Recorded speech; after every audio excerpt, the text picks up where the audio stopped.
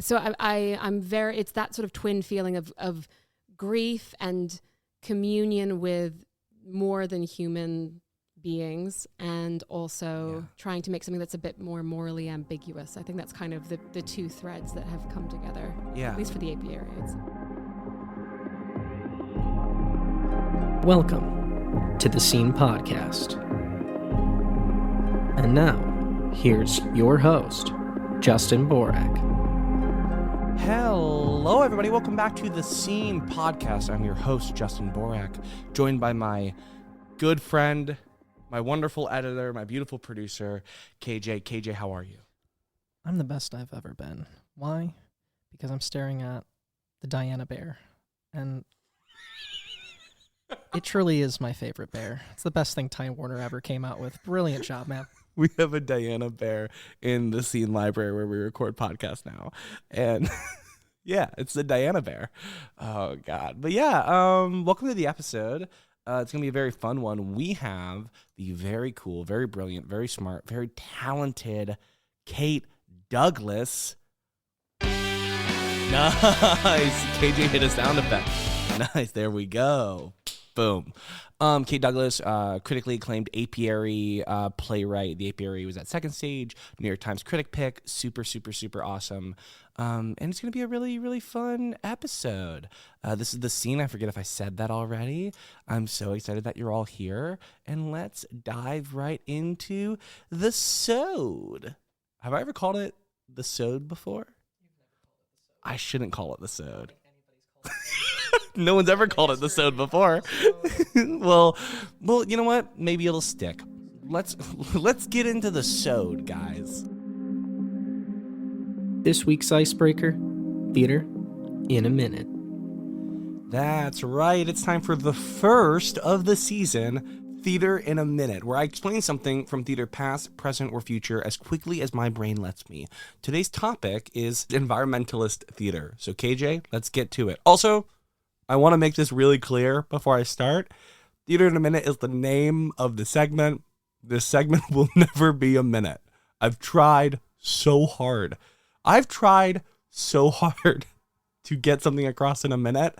But as we all know, I love talking and I really love doing research. So I'm very sorry. Theater in a Minute is just the name. Let's start the clock in 3, 2, 1. Environmentalist theater, also known as eco-theater or ecological theater, is a form of performance that explores the relationship between humans and the natural environment, often advocating for ecological awareness, sustainability, and environmental justice. Its roots can be traced back to the 1960s and 70s, so it hasn't been around for too long, a period of growing environmental consciousness marked by the first Earth Day in 1970. Did you know that? I learned that while doing this, and the publication of influential works like Rachel Carson's Silent Spring. Early environmentalist plays during this time emerged alongside other activist movements, using theater as a tool for social change. So this all started as a way for activists to get their stories across in a different medium. One of the early influential practitioners were Peter Schumann, bread and puppet theater, which combined puppetry and politics and environmental themes in large-scale outdoor performances. And around the same time, the Living Theater and San Francisco Mime Troupe incorporated a lot of ecological issues into their countercultural productions, right? So people are using environmental theater as pieces within their theater, and it's starting to grow that form, that genre. In the 1980s and 90s, environmentalist theater gained more academic recognition. Scholars began to define it as a genre. It started coming into its own, right? Coining terms like ecodrama, like green theater. Playwrights like Chantal Bedot or Steve Waters or Kardad Savich began addressing climate change and endangered species in their works, right? These plays often aimed not just to entertain, but to provoke reflection and action. This is when eco-theater stopped being a tool within the broader scope of theater, but eco-theater became its own genre and had a point and a purpose.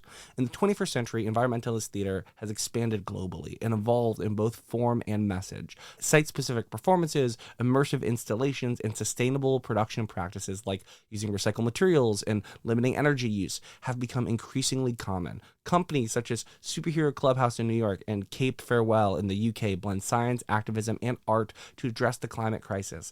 And environmentalist theater are being pointed at different age groups and different demographics every single day. I say that because I looked up, there's just one of the coolest moments of my life. While doing this research, I looked up environmentalist theater for high schools, and my play Community Garden was the first thing that came up. Not a big deal. Everybody go to my play, or also just join a community garden. It's the greatest decision I've ever made in my life. Today, environmentalist theater continues to grow as artists respond to the escalating urgency of climate change, environmental degradation, and ecological justice. It remains a vital intersection of art and activism, giving audiences new ways to imagine a sustainable future. All of that to be said, one of the most brilliant playwrights that look into this, that live within this genre, is the person we're interviewing today, Kate Douglas. So yeah, have a wonderful Earth Day, or around Earth Day, and that's some information on environmentalist theater.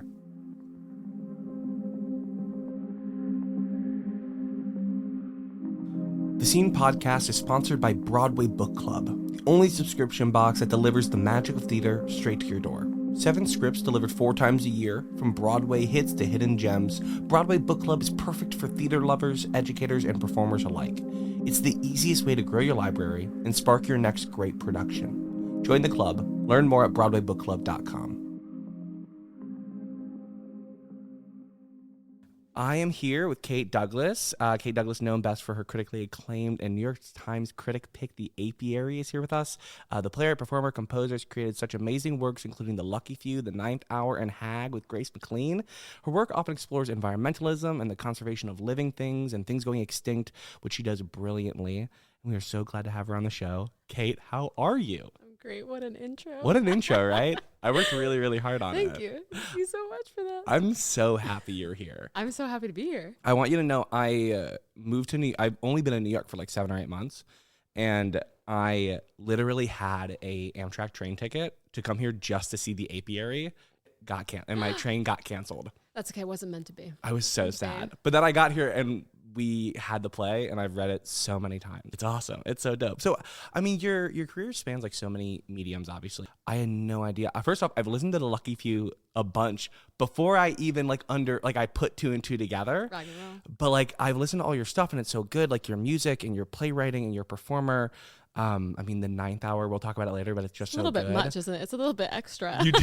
It's awesome, though. Oh, I was listening to it for like the 14th time this morning, and I was like watching through the thing that you guys have on Spotify, where like it explains kind of like what's happening in each song. It made me really happy. But where did you like start? Like, where did the like love of kind of like theater making and like becoming a storyteller kind of come from?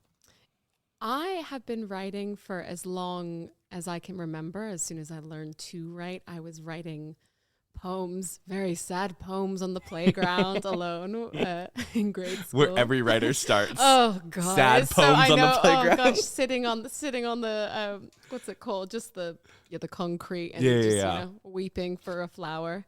Things Everyone haven't changed. Things haven't kickball, really but changed. yeah, at all. 100%. But I started writing, and then in middle school, I came home and announced that I was auditioning for the school play, which was A Midsummer Night's Dream. Nice. And my mother was terrified because I was such a painfully shy child. Mm-hmm. And she said, well, you know that you have to speak in front of people to be on stage. You know, you're okay with that? I said, yes. And I had the best middle school drama teacher. And you know, you have the one teacher who really makes a difference. Yeah. His name was Mike Altman. He's still out there. Nice. Thank you, Mike Altman. Thank you, Mike. And I was hooked. And so I was as soon as I was performing in drama, I was writing for drama. And then I was lucky enough to end up at the experimental theater wing at NYU. And that really kind of crystallized my shamelessness around making my own work and making what delighted me rather than what delighted anyone else, I suppose. Wait, do you remember what the first thing you wrote for like the stage was? Or like, was it something as early as middle school or? Yeah, I mean, really? But it's very dark. No. It's very, very dark. I'd love to hear it. Okay. If you feel comfortable. I will explain, but you may have to edit it out. Okay, that's fine. KJ loves editing. Okay. I think the first thing that I wrote was sorry, this was first. It was a two-hander. It was about this couple in the suburbs, and the inciting incident is that the the wife has just witnessed a child drown in the public pool that afternoon. Gosh. And it kind of unravels their marriage. And how old were you when you wrote this? Oh, I mean, 14, 15. That's wild. I had But here's the thing, if you read your canon, it kind of like you know what? I think I was just shameless, to be honest. There was a kind of, I was alone very often, and I don't think I had very loving parents who just, I think, didn't think too much about. Yeah. They're like, oh, that's wow. Yeah. They held me without judgment, which I can't say the same of myself now as an adult. Grim. But I also wrote another about a park bench. You know, that was cool. That's nice. That was two fun. very different super different pieces. I don't think either were producible now, but we'll see. But still, we'll see. That's so cool. That's such a wild entrance. Also, Midsummer is such a great poll. I feel like the best. It was Peter Quince. Never went back. Nice. Yeah. My first show was Mystery of Edwin Drood. Oh, that's a good one. Yeah, it's a good one. Yeah. I feel like everyone remembers their first. Everyone does remember their first. 100%. Yeah. You remember your first, and you remember your like high school or your middle school teacher. If you have a great drama teacher, I mean, they change lives. They save lives. It's really 100%. profound. My high school theater teacher recently like reached out to me, and a play that I wrote they put up, and it was the sweetest moment of like I've like haven't talked to Bianchi in like 5 years or 7 years, and I got a random little text, and it like made me feel like I was like speaking to someone so close to me for the first time. I feel like high school theater teachers 100%. Oh yeah. I still struggle to call Mike Altman. I struggle to call him Mike. I still call him Mr. Altman. Mr. Altman? Do you know what I mean? Like that's what I called him. Oh yeah. But now, as meeting him as an adult, he came to see the Apiary. He was like, Oh. yeah, I know. He was very. It was He must very been touching. so proud. Yeah. He was so proud. I mean, it's just such a beautiful relationship to have someone who really nurtured you from such a. I mean, writing strange plays about the public pool to now, it's really beautiful. And what was bigger for you, the Mike Altman sign of approval or the New York Times critic pick? We have gone so far beyond anything I could have possibly imagined. So I think it's all been shocking, but it's already, I couldn't have even dreamt the response. So it's already beyond. Well, I want to talk about all of your work from early on intense dramas to now. Yes. A lot of your work though takes in environmentalism and like the conservation of living things and things soon to be not living and the environment. What like draws you to that topic? Because especially the apiary, which we're going to talk about in a second, and we can kind of run into with this. But yeah, a lot of your work kind of like dives into that. What like draws you to it? I think the shorter answer is that I was lucky enough to study herbalism in my 20s, and I had a very profound experience in building relationships with plants in a felt sense. I won't get too woo-woo with it, but I'm not even talking about wild psychotropic plants. I'm talking about nettles and dandelion and lavender and I, in going through that training, I felt less lonely in a way that I didn't even know I was lonely. Yeah. So I've been trying to write about that feeling for a very, very long time. And concurrently, I find a lot of work about the climate crisis to be a bit dogmatic and a bit, I think it's, they want you to come to the conclusion that climate change is bad. And I watch those kind of pieces, I go, we all know. I didn't need to see a play to understand that. So I'm very, it's that sort of twin feeling of grief and communion with more than human beings, and also trying to make something that's a bit more morally ambiguous. I think that's kind of the two threads that have come together. Yeah. At least for the apiary, I suppose. I think it's so interesting the way you play with humor in a lot of your pieces. Like I feel like sometimes like you don't even like write jokes. You just create such absurd situations or things that are so out of pocket that like it forces an audience member. Like, do you know what I mean? Yes. It like makes the audience member. It forces them to laugh because I don't know. Because I also read. Oh, what was the play that you wrote about the like rehab center? Yeah, Wonderland. Yes. It was so good. Oh, but it was similar in the sense of like writing like that whole second act of Wonderland. Like you're not really writing jokes. You're just like creating this wild situation, similar to like. The apiary, I think, lives in a little bit more like realism, but similar in that sense where like you're putting them in that situation. Do you find that it's easier for you to like hit these like more intense themes through humor by like using these like absurd situations kind of? 100%. Yeah. I think I'm very allergic to taking, when I see a work take itself too seriously, I personally, as an audience member, have a little bit of I put up a little wall of defense against it. Yeah. And I think humor is so can surprise and open. I mean, truly, when you physically open to laughter, your eyes get bigger, you open your mouth. And actually, I feel like that's also the twin of possibly tears, possibly grief, just the unexpected. I think when you physically open in that capacity, there's room. There's actually space. Yeah. Basically. No, absolutely. Rather than sitting silently, Taking watching. it so serious. Taking it very seriously. Yeah. Trying to intellectually understand. What's going on. Which, like, here's the thing. I will say, after I read the Apiary for the first time, I did think about it I went and showed it to my partner. My partner read it, and we talked about it for days. That's amazing. Okay, that's great. That's amazing. But I want to know, like, so going into the Apiary, obviously, it just came off of a critically acclaimed New York Times critic pick. Mike Altman loved production. Endorsed production. Endorsed production. What was the journey of this show? Because I know, like, we've had so many playwrights on who have had, like, this massive play, and they've talked about how they've, like, been a part of it's been happening for years, or sometimes it comes out of them so fast and it just is a whirlwind. So I love hearing about, like, the journey of these, like, big plays. So what is the journey of the Apiary? Can you talk a little bit about the show? Totally. Yeah. I started the Apiary during lockdown when I really felt that live theater might never happen again. And so for the first time, I think I felt free to write something that I didn't have to worry about staging at all, because it wasn't going to happen. So it's fine. And I was a part of a writers group, Gingold Theatrical, and I brought in I brought in two different sets of pages, and one was the beginning seeds of the Apiary, and one was this other beginning seeds of another play that has a bear. It was the bee play and the bear play. And I went through this, and I built about half a play through that process, and then we got a 29-hour virtual reading online, and I completed the draft as we were working through that 29-hour process. And then I applied to the O'Neill, and I got in that summer, and we had 2 days of development, 2 full days. So it was quite fast. And then from that draft came the second stage. We had a reading in the spring, and then the production. So it's actually, if you put all the time spent working on it together, it's really not that much. It did happen quite quickly. Yeah. It's a play that I think I was very open to intuition in a new way. I sort of, when I got bored, I didn't outline anything in advance.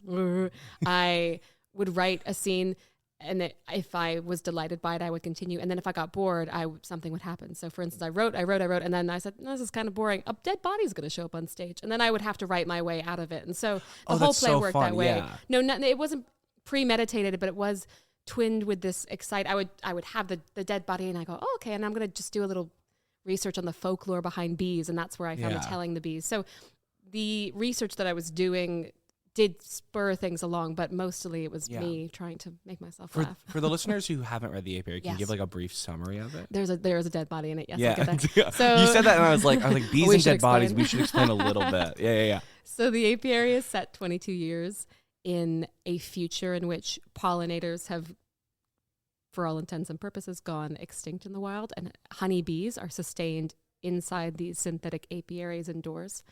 And essentially, through a freak accident, these 2 lab assistants uncover that the bees have a very positive response to dead human flesh. And you go on a journey about it. Mm-hmm. So one other thing I should say about the inception as well, we'll edit it back, is that I saw during lockdown, I saw these photos of an experiment that MIT had done called the synthetic apiary. And it's an all-white space in which they tried to keep honeybees alive indoors for 3 months for a full season. Oh, okay. And so it was an eco-art project. And I saw photos of this. You've got beekeepers in this all-white room. And I thought it was just a chilling... Like picture. There's a little video. It's still online. You can still find it. And then these images. And I thought that was a wild set for a play. So that's actually the more acute seed. Like where it came from. Where the container came from. Oh, that's so cool. Yes. Yeah. Oh, that's awesome. Can I, and now that we've given a little bit, can I ask a question that I've been wondering, because I was so sad, unlucky enough to not be able to see this wonderful production. How did you do the bees? Because I understand, I feel like the way and if you read the play in the front, you have this whole kind of front matter about, like how the bees can be portrayed and like the way your brain kind of depicts them as the writer. But it is still like kind of open to, when I read it, I was like, as someone who like, oh, I wonder wherever it's going to go next, how people are going to interpret it. It is kind of up to like their interpretation to an extent. But how do you see, one, like want the bees to be portrayed, but also how were they portrayed at the second stage production? It's a great question. Yeah. Because that was one of the first things that my wonderful director, Kate Worski, asked me. She goes, how are you seeing the bees? That's exactly, it said, must have been the first question. I'm seeing them as bees. I said, I didn't think this play would ever get produced. I'm seeing bees in my head. Yeah. I don't know what to say. So that we stress tested a lot of ideas in production. We thought about a musician. We thought about using the company's voices. But I think over the process, what rose to the top is that the bees are not wallpaper. They're not just a background entity in the show. They really are a character, and they need to be. Yeah, they have to be represented in that way. We ended up working with an incredible dancer named Stephanie Crusolat, and she single-handedly represented the hives on stage. And it's difficult to describe what she did with our choreographer Warren Adams, but it was very physical and visceral, which was quite successful, I think. And that's sort of what I would love to see in future. I mean, maybe they'll get very good at projections. I don't know. But there's something about the physicality of seeing a living being on stage going through that journey that the bees go through, which is very meaningful. It really is another character. It is another character. The bees in this play are just so... this is going to sound so dumb. When Winnie the Pooh went into the public domain... Take us back. I looked over and Leah immediately made eyes at me because she doesn't know where this is going. You're about to find out. When Winnie the Pooh went into the public domain... They made a horror movie called Blood and Honey. Did you ever hear about this? No, but... It's so bad. But your play came out right when this movie came out. So Should I watch it? This sounds great. Honestly, you should because it's very funny. But I read the first time I read the play was like a day after I watched that movie for the first time. Okay, and there's a scene where the Winnie the Pooh, he's like a murderer. He's like a big slasher villain. He like... can control bees, and he has bees come out of the forest and go into a person, and they like explode.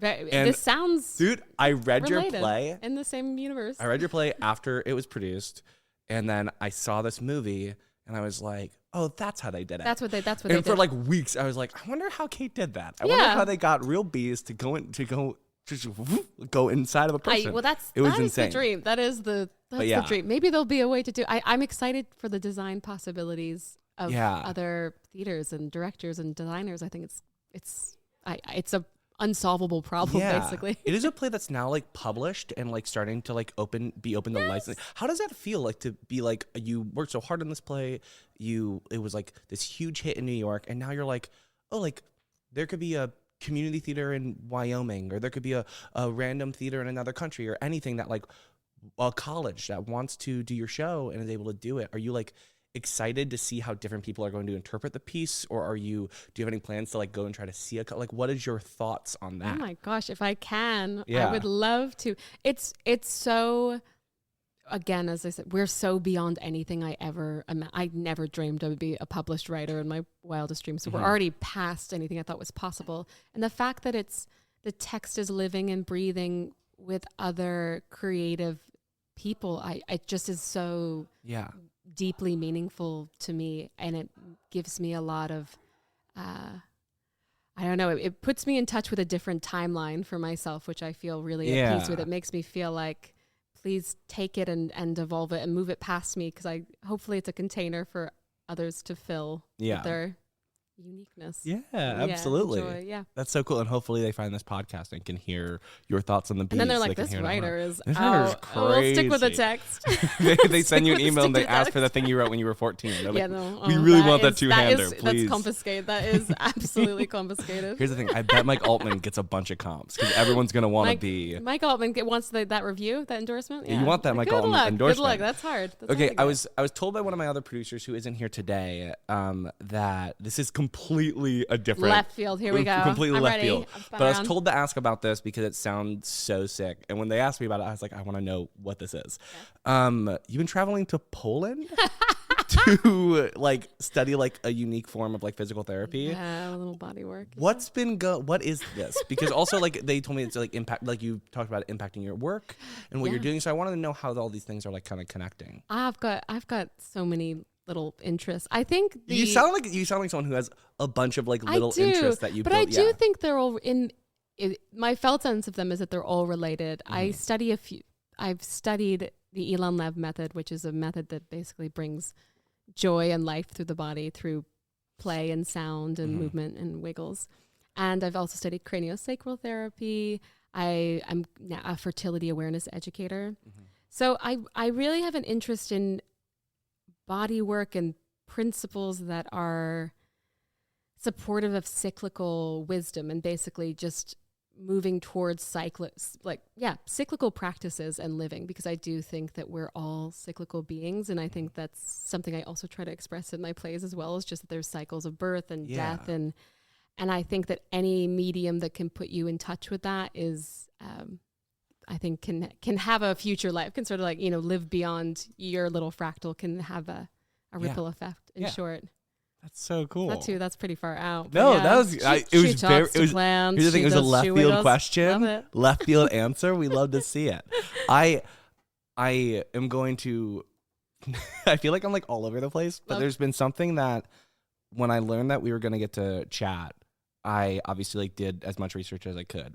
Okay. And I found a project of yours that I brought up before we did the interview, and it's maybe the coolest project I've ever heard of, period, like full stop. It's something that I just want you to talk about Middle Mist Red so bad. I've been like, talk about it all day. Dude, I read the tech writer. I read through the full website. I looked through the tech writer multiple times. I sent it to like people. The word needs to get out. I was sending it out. Yo, Middle Mist Red. Absolutely. Everybody talk about it, please. Because I cut my teeth as associate artist and performer at Punch Drunk Sleep No More, which is an immersive show that just finally closed in New York City, actually. And I spent, nearly a decade there making events, mostly for adults, mostly parties, and but also some children's events. And those were the most gratifying and rewarding, mostly because I felt like these young people were more in touch with magic, or sort of more willing to go on this journey with. So you did events for Sleep No More, like when? Oh, that's so sweet. So they would have New Year's Eve parties, and I would creatively direct them and create content, and they would have private events, which I would be a part of, and they had a long-standing children's event, for instance, on the roof called Potions and Planting that I directed. Which that's sick. Yeah, the best day of the year. Yeah, and so. But this really spurred me to want to create independent immersive work for young audiences, because there's not a lot of it in America. There's way more of it in Europe. Yeah.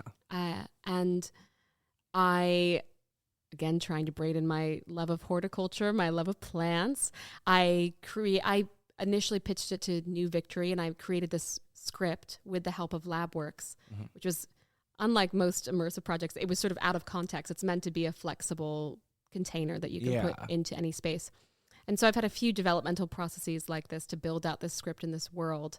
And essentially, the story, which is, again, flexible to the container, the space that you're in, is that you're invited on a tour of this garden or this library, etc. And over the course of this tour, the guide realizes that this very old flower called Middle Mist Red, which has been in the collection for many years, has gone missing. And you have to solve all these botanical puzzles to find what has happened to this plant. It's so cool. It's a mystery. It's so cool. It's really fun. I hope it happens.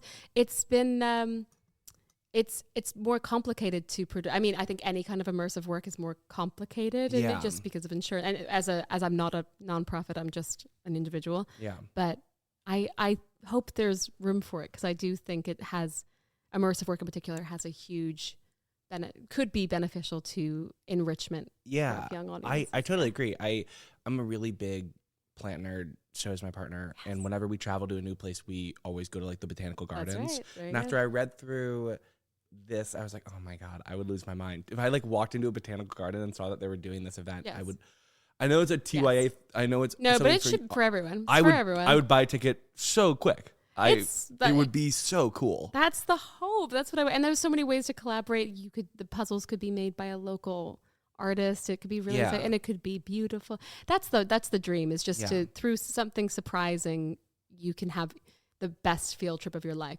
My dream is that somebody going through this would then 20 years later say, I was at this, the craziest thing happened to me when I was a kid. Actually, I was on this tour and we solved this mystery, and someone hearing you would go, I think that wasn't a real thing. Yeah, that wasn't a story. Yeah. I go, no, it was real. It was, I remember, I know we solved this, it was a huge puzzle. But I didn't even think about that, because in my head, I was thinking of it as like an escape room, or like something I'd go in because I'm an adult, go in planned.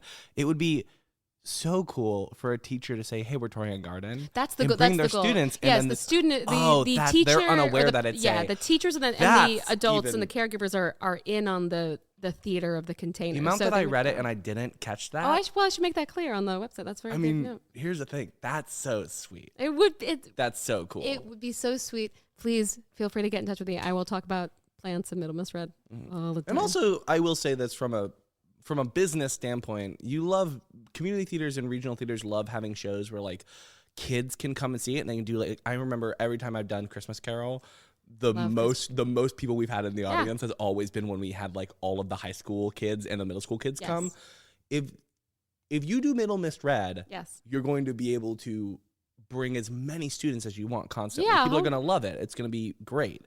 But yeah, this is I wanted at least a couple minutes of this podcast to be me fighting. An analog mystery, please. Let's make it happen. My one rule is that if someone does Middle Misread, I do want a free ticket. Absolutely. And I do want to go as a participant. Absolutely. Yeah. Even if it's like just primarily like a class. They will be built just into me. Fabric. Absolutely. I'll do whatever I have to do. I want to be a part of Middle Misread. Your name's on the list. Thank God. Oh, you. Okay. The last thing I want to talk about. Yes. We talked about all of your writing, all these like really wonderful interests that you have. One huge interest of yours that you are, not an interest, one huge side of your creative like endeavors is music and composing. You have like created some amazing solo work. You've also created some amazing musical opera, chamber work. A lot of people I know, like when I've said like I'm interviewing Kate Douglas, she did like The Lucky Few. So many people have been like, oh my God, I love The Lucky Few. Cool. Like The Lucky Few, The Ninth Hour, Centuries. A lot of your work is like alt-folk, like rock. I don't know. It's like a Maggie Rogers or like like Paper Kites, Japanese house kind of vibe. That's like, and that's very much like what I listen to. So I loved it so much. Can you talk about your journey as a musician, how it's all come up, and also please talk about The Ninth Hour, because I've been listening to it on repeat for weeks. It's so dope. Oh my gosh, I love it. That's so emboldening. Sometimes you release music and you feel like you don't know where it goes. So it's nice to hear that people are listening to it. I was telling you beforehand, I have listened to it so many times, and on Spotify they have this little thing where you can like click it, and like the artist can create like a little like poster. Yes. And if you go to The Ninth Hour and you click that, you go through all the songs with like a little piece of art that you guys made and something that kind of explains where the plot is. And it's so, I like would listen to it like while I was like doing work last night, and I was like, it was like midnight and I was listening, and I tapped the thing and I was like, oh, and I'm like learning about the story as I'm going. That's right. It let me like visualize. That's right. It really felt like a different experience that I was like, oh, I've never seen a musical do this kind of thing before. Oh, so that was really cool. I've never seen anyone use that. The Ninth Hour's taken on a life of its own. It's really sweet. been a wild journey with that one. The Ninth Hour is a modern retelling of Beowulf. I play Beowulf, and my writing partner Schaefer James plays Grendel. And we started that piece 10 years ago, basically, and we made a really kind of just slick, pared down version of a selection of the epic poem Beowulf. Yeah. And we honestly, we released we cut an EP of it during lockdown, and we released it, and then we eventually cut the full album. Yeah. And it's TikTok has kind of given it a brand new life. Really? Oh yeah. But we before lockdown, we had a one night only performance, truly one night only, at the Met Cloisters, which was really seismic because we were in this 7th century chapel, 4th century. It was this ancient chapel. Everything in it was art, and we performed this rock show in it. That's so with sick. a company of amazing dancers. Yeah. And so we have that's still up on YouTube actually, so you can watch really? that. Oh yeah, sweet. anyone can watch that. And then we had lockdown. We cut the record, and so then on TikTok, it kind of people have taken this and made new art. People are still making things. We just got there's this beautiful video that we just got sent of someone who used this as their one of the songs as their thesis projects to animate one of our songs, Lullaby. Beautiful. That's so cool. And we have released a study guide. We hear from a lot of teachers and students who want to bring this into their classrooms to enrich the reading of Beowulf for the, talk about the story and stuff. many classes have done before. Yeah. So it's actually kind of taken on this other separate life, and that was one of my first musical theater collaborations with Schaefer James, who had a background in theater, but really is a singer-songwriter. And so we learned a lot, and that we still are learning a lot. We're actually in the process of making a new draft of it. So watch this space. Heck yeah, cool, yeah. But I think music, again, it's a part of shame. Like just mostly it was in the experimental theater wing. Nobody told me I couldn't do it. In fact, I had some incredible voice teachers who were able to unhex me from the hex that I experienced from another teacher who I will not name in middle school. We're not going to name any teacher but Mike Altman. Yeah, exactly. About my voice. I was told many times that I couldn't sing. And so it wasn't until I was told many times over and over. In fact, I was cast in a musical and then they cut my song because, it's grim. Oh my gosh. I know. It's grim. But anyway, this is all to say that you can unhex yourself. If that's you and someone's told you can't sing, you can unhex yourself. Yeah. And in university, I had some amazing mentors who encouraged me not just to sing, but also to write with my voice and write with my instrument. And I would play a little bit on the cello, and I'd play a bit on the piano, and I would sing, and nobody told me to stop. So I just kind of kept doing my weird thing that sort of is outside of any kind of theoretical that is so container. Awesome, though. Yeah. It's and I definitely have it's definitely not traditional. I'll say that. I did go through BMI's musical advanced workshop and really learn the bones of the classic musical theater. And I sort of have definitely taken those tools with appreciation, but also have gone a very different path. Yeah, totally. I think like a really good, if I was like, who would I have Kate collaborate with? It would be Grace McLean, like immediately. Cause I know exactly. Do you want to talk a little bit about Hag? Hag. It's such a dear piece to me. Hag is, I'm writing this with the Miracle Grace McLean. Grace is doing music and lyrics, and I'm doing book and lyrics. Yeah. And it is about a woman named Lois who's having a big birthday party. She's going through something. She's having a big birthday party, and she's keeping a secret from all of her guests, which is that she's turning into a wolf, basically. And she and there's a lot of karaoke in it. Yeah. There's it's set in a Chili's, which until we get a cease and desist, it's going to be set at a Chili's. And it is, and the waitresses at Chili's are hags who are shepherding Lois through this big transformation that she's going through. So cool. So it's pretty surreal. Yeah. It makes me laugh harder than a lot of things. I don't know if it's shameless. It's to say that about my our own work, but it makes me laugh so much. And we had a reading of it at New Group last summer. So hopefully Grace McLean of In the Green of In the Green fame. Yeah. She's no one sounds like Grace. She's remarkable. And I feel like also no one's really creating stuff that like you're like after like hearing like the Ninth Hour and the Lucky Few and stuff. It's such a like satisfying collaboration. It like I don't know, it tickles like the right part of my brain when like I read that you guys were doing something. I was like, oh, that makes so much sense. I love it. This is actually our second show. We finished another show which we'll come back to, called Against Women in Music, which is sort of based on ancient Victorian medical text, which says that music is dangerous for women to play or even heal. Sweet. I know, naturally. And so this is our second show, but Grace is just such a dream to collaborate with her. She's an unreal mind and spirit. Yeah. Oh my God. I know. Kate, thank you so much for talking to me. I'm so lucky. This was sprawling, and it was so fun. I'm so glad. No, it was amazing. It was so good. I always end every episode, every interview, because I love getting tea. I also love knowing what people are working on. Okay, yeah. Is there anything that you're working on that you're allowed to tell us, or things that you're not allowed and you don't know, and then KJ can edit it out? But I would love to know anything that you're working on. Yes. What's on my mind? Yes. So I am currently under commission from the civilians in Princeton University to write a new play. So I'm working on that. I'm go back to Princeton this spring. Awesome. And that is set in a Mars simulator. So you know how they rehearse missions to Mars? Yeah. So it's set in one of those in the Arizona desert. And it's about this astronaut who's rehearsing for his mission. And then he uncovers this with a robot friend, and they uncover these dinosaur bones, and a paleontologist is brought on site to assess their significance. And it becomes this sort of wider conversation about whose work is more vital in this age of mass extinction. Is it the futurists or is it the historians? Should we go to Mars? That's so... Don't know. Yeah.